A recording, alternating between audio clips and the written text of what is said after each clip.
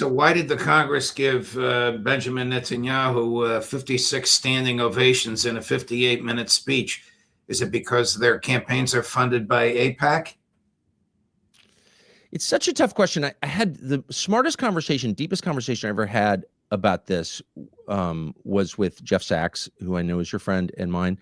Right. And he said, yeah, it's the money. Of course, there is blackmail. There are threats. That's all real. It's real the world over. It's not just Israel. It does that, by the way. Of course not.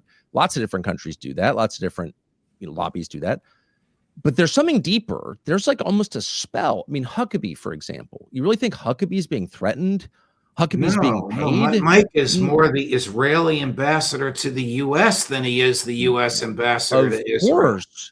But he's become a zealot. I see ads on Newsmax that Mike makes while he's the U.S. ambassador for selling Israel first trinkets. It's right. So it's so degrading to the office, to the State Department, to the U.S. government, to all of us as Americans, to have someone like Huckabee advocating for a foreign country as he's supposed to be advocating for ours. Like, that is degrading. But then you have to, I know Huckabee well, I'm sure you do too.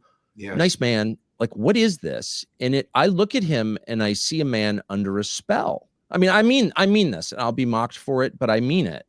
I think, and that's what Jeff Sachs, who's a pretty secular guy, I think, but he said, I've watched this for 40 years.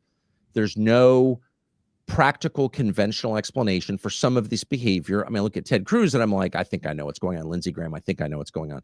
But Mike Huckabee, I think he is under a spell. He is not thinking clearly at all. And so when Mike Huckabee says, and I think Mike Huckabee likes America, or did, but when he stands up and says, God will destroy our country if we don't support Bibi, it's like, how could someone ever say something like that?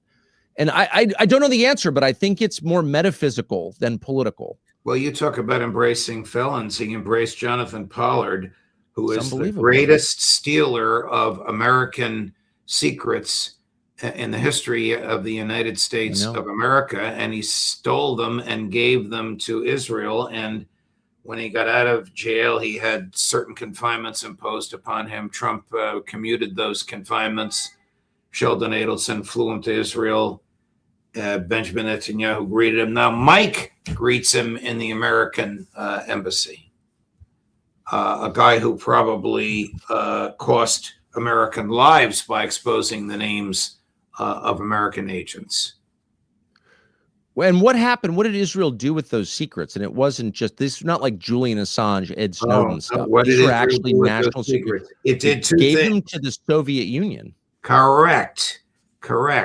It further developed its the security around its nuclear weapons, because these secrets were how America spies on other countries, and it probably sold it to the old Soviet Union.